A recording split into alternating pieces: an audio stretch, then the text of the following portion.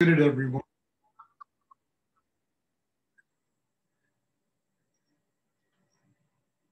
I've unmuted everyone. Does anyone have a question they would like to ask?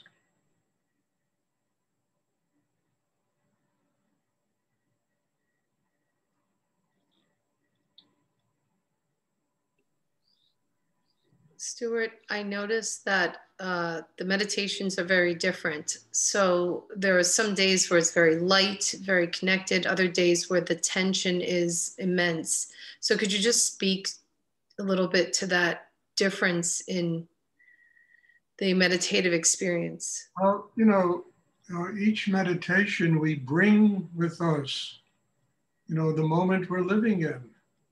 And some moments are very light and airy and easy and fun, and some moments are very difficult. Neither of these two moments detract from a spiritual life, because we need to learn to work through the difficulty, and we need to learn to take the lightness of being deeper inside ourselves. All of it works for us. You understand? It's just a matter of how we approach it and what we do with it. I mean, there are classes I have that, are very difficult, and I have to struggle to, get to the other side of them. But I don't feel that that is, an obstruction to my spiritual life. It's just getting me stronger. It's teaching me how to work through my stuff. And I've had this for many years, and I'm sure all of you have situations like that. So it's just a matter of what, it could be astrological. I know Mercury is going into retrograde in a few days, and when it starts, you begin to feel that kind of heaviness and difficulty. And it's just a matter of what we bring to the class. That's why I always tell people that before meditation, you should try and relax, do something that really relaxes you, that gets you quiet, and don't bring the whole day's tension to the meditation class. So all of that is part of the growth process. And I've never known a difficult day that ever obstructed my need to have a spiritual life. It just made it stronger, and it taught me how to work through my tensions, my difficulties. This last week has been particularly crazy for me. I mean it, particularly crazy. And I have to work through that. And I can't allow the kind of stuff that took place this last week, to interfere with these classes or interfere with my spiritual life. So, it's really what we bring to it, you understand? And it's why I always tell people you need training. You need to learn how to do this. Otherwise, the obstructions, the obfuscations, use a bigger word, they just hinder our growth. You understand? We run away from them. Everything has to be hunky-dory, fine, light, and life isn't that way. Life is a series of events that take place, and I always say that if something positive happens, it's always going to be followed by something negative. Something negative happens, it's going to be followed by something positive. It's the way energy manifests here. Understand? Conflict, duality, right, wrong, all of that stuff that we're trying to work through and get to the other side of. So the duality doesn't interfere, with our spiritual growth. Just another thing we have to work against. And if you work against it in a deep and profound way, it just makes you stronger.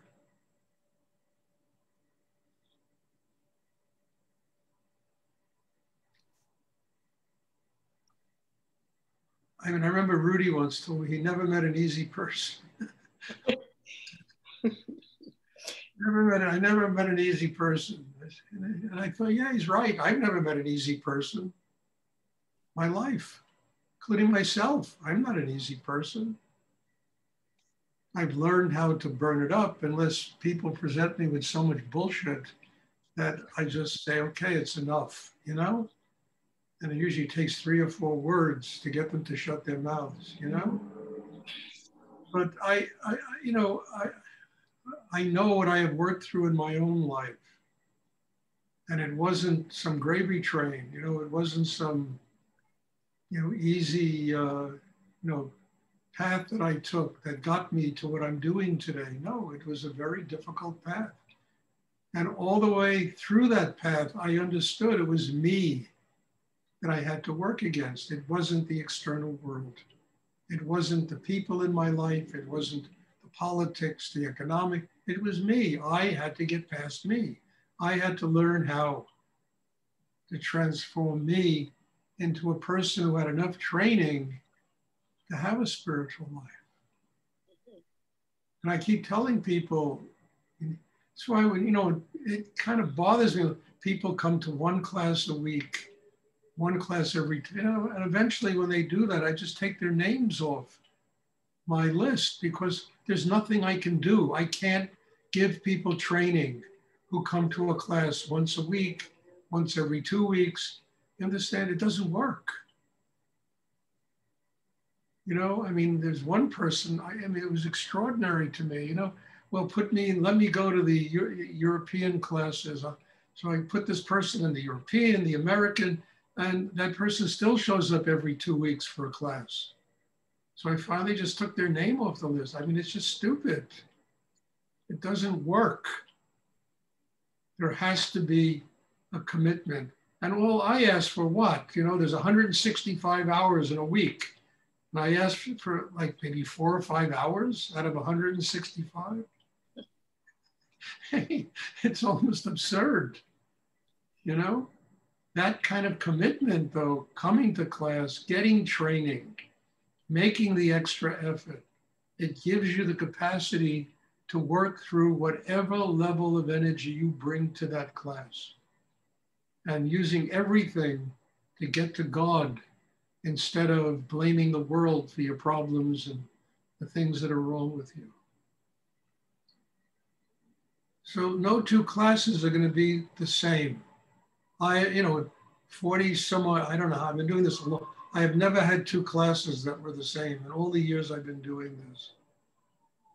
And whatever my state of being is at that moment, I have to work with it. And I'm telling you, years ago, it was really, really hard because I was pretty tense. And I would say not tense, but intense person when I was younger, very intense. I mean, I'm like a pussycat now, you know? I mean, when I was a kid, boy, I tell you, I don't know, anybody put up with me. But it's finished, you know? But years of training enabled me to transform that.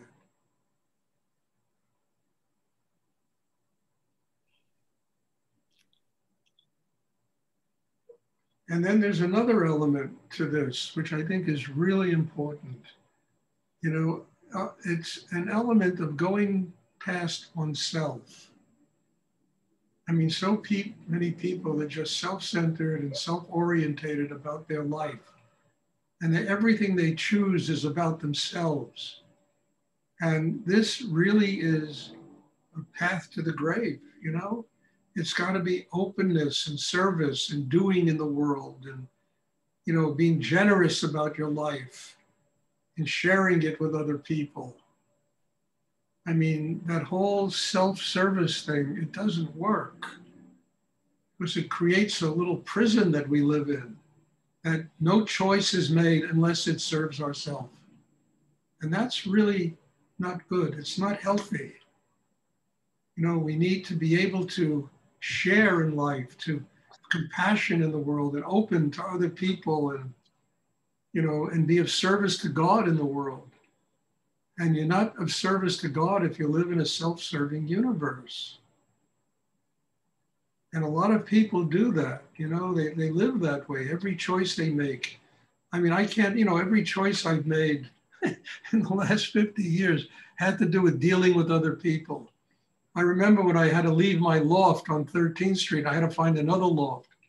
You know, I had to spend 3-4 months looking to find a place. I had 100, 150 people. I mean, people say, well, why don't you buy a house in Brooklyn? At that time, I bought a house in a beautiful brownstone for I don't know, $200,000, probably worth $3 million today. I said, no, I have 100 people coming to meditation class. What am I going to do in a brownstone? My life has always been that way. And because of those choices I've made, it enabled me to expand and grow, even to do these classes on Zoom. You know, I mean, it's been a year now, 7 of these classes a week, you know, I mean, probably 60 to 80 people a week that come to these classes. And I have to do them, mostly because I need to grow. I need to grow. And hopefully those of you that come benefit from this, you know? But one can't live in a world of self-service, because I'm telling you, it's just a very fast path to the grave. It goes nowhere. You know, one's life has to be about learning how to serve God. And that has to be all inclusive, not just what I like, but what do I have to do to grow? What do I have to do to serve God? What do I have to do to get to a place in myself where I am really open to a higher force of energy in the universe? I mean, this is one of the keys to growing. Because I'll never forget that when I had a big blowout with the landlord in 13th Street when I had this loft, and it got crazy, you know, and I just said, look, just give me time. You know, you got to get out today. I said, I can't get out today. I have an ashram I'm running here. I live here. I had a girlfriend who was living there with me then. I mean, it was, how can I get out? Where am I going to go? You know, give me, you know, and I always knew that I had to find a place that would be conducive to running a meditation center. And eventually it came. It was a wonderful place, more than I ever dreamed of. The place that came was staggering. What came? God provided. But that was the choice I had to make. It wasn't like, well, all right, fuck everybody. I'll go buy a house in Brooklyn. I'll have 3 students that'll be able to come to class, and I can make $2 million in 10 years by buying this place, you know? It never entered my consciousness. People used to mention this. I said, no, I can't do that. Somebody offered me a house in Harlem for $60,000. That house is probably worth over $1 million today. And I said, no, how can I do this? I have all these people that are coming to the meditation classes.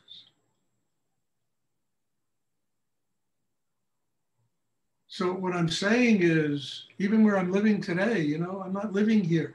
I made a commitment to my daughter, and God bless her, it really worked out.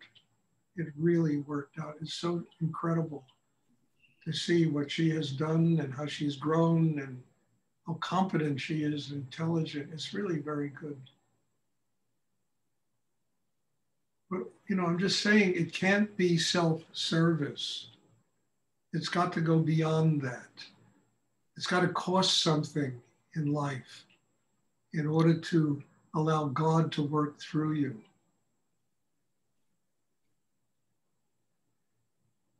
And then whatever you bring to your class, you know, it's you. You got to work through it.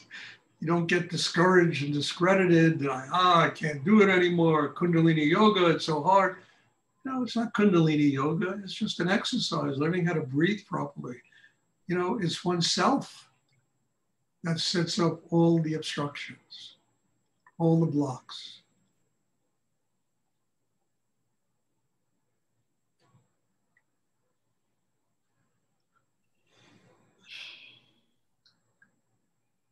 And I remember when I got that place on 4th Avenue, it was more than 2 times the rent I was paying in my other loft. So one of my students came, well, yeah, it's expensive. How are you gonna? I said, look, I'll sell another painting every month. I'll get the money, you know? And eventually the rent and everything I was paying there became minimal compared to the return I was getting for my life, both financial and spiritual at every level, you know?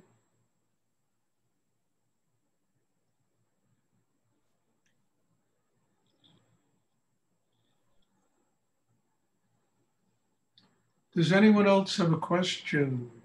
I would like to ask. I mean, this is a tough one to swallow, but it's really very important. You don't grow through self-service. You grow through serving God, doing what you have to do on the earth to be of service to higher creative energy in the universe. And that really is the key to all of this. We need to learn to live in the world, and we need to learn to be connected to higher energy. And both of these things work together. It works in the world through our service in the world. It works on a higher level because we use the meditation to get open inside to receive God's energy, spiritual energy.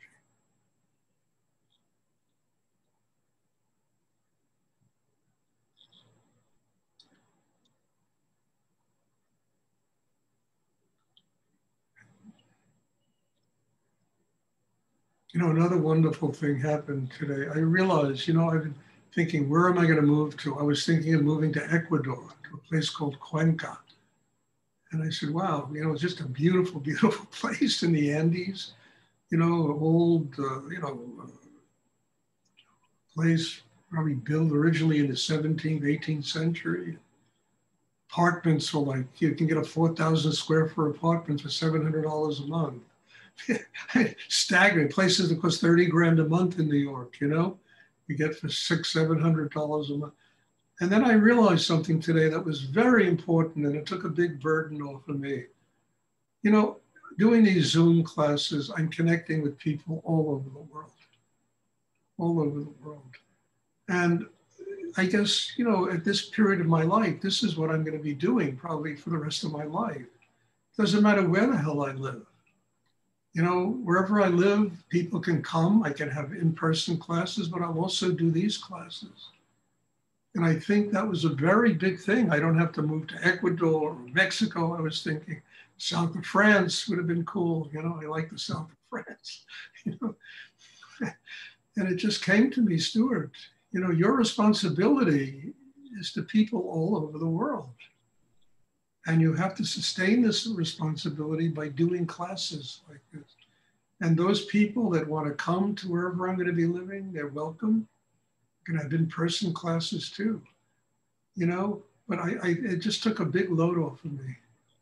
And I said, you'll be able to find a place now. You're not, yeah, you would like to live in Cuenca, it's a gorgeous place, I said, and then I discovered the temperature in Cuenca is between 40 and 65 degrees all year round. I said, it's a little too cold there. But at any rate, I was looking for this kind of paradise to live in, or a place I could really, and I said, paradise is inside myself. Paradise is in my heart. Paradise is deeply inside every human being, and that's where I'm going to find and do find paradise, not in some place. Look, I've lived in drop dead place. I lived in Marrakesh, for God's sake. It'd be a place I would love to live in too. It's a fantastic place. I've lived all over Europe. I've lived in Greece. I lived in Germany. I've lived everywhere, God knows. Paris, almost for 5 years, off and on for 5 years. So I have no shortages of wonderful places. And I always discovered that if I wanted the best place to live, it was in my heart. That is the best place to live. Because that's really where the love is, the joy is, sweetness is.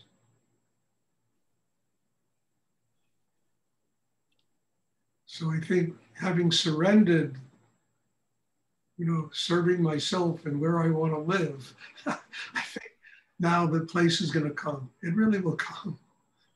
Yeah.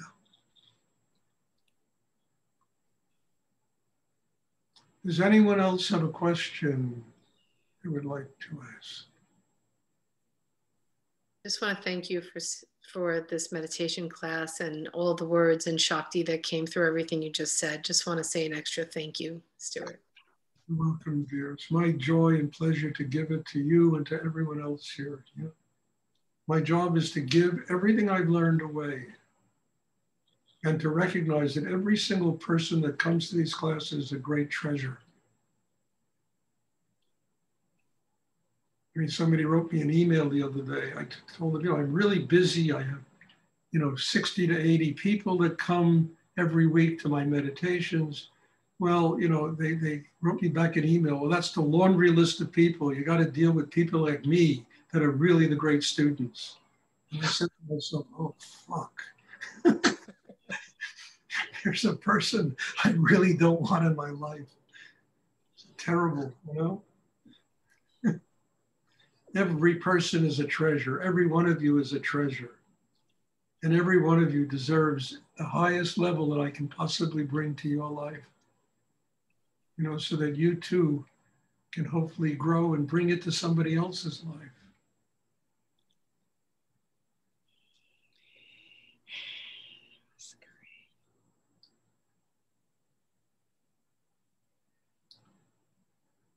Does anyone else have a question they would like to ask?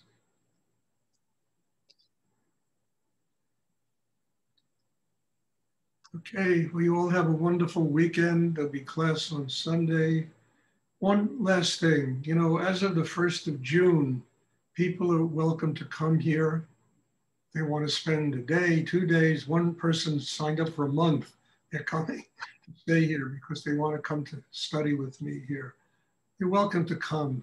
There are contingencies, though, which I have to abide by. The first one is I told you all, if you want to come to a class in person with me in my apartment here, you have to have a vaccination.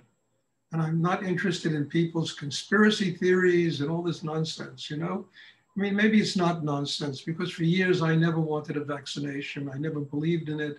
I never did it, But this is a different story. I mean, 600,000 people were killed. I could still carry that vaccine, that disease and give it to somebody. And I don't want people bringing it to my house. So that's one contingency. The second contingency, that while I do it in this apartment, I can't have more than 2 or 3 people at a time. So people will have to make reservations and come, and we have to organize that. If somebody has an Airbnb somewhere and we can do it there, then I can do more than 3 people. But we have to work all of that stuff out. But God bless, to me, this is a major step forward in moving towards eventually having a center, starting to open my life up to people coming and studying in person with me. So please, all of you, have a very wonderful weekend, and thank you for being here. Thank you for being part of this. And God bless you all. And we'll have a meditation class on Sunday. Thank you very much, Stuart. You're welcome.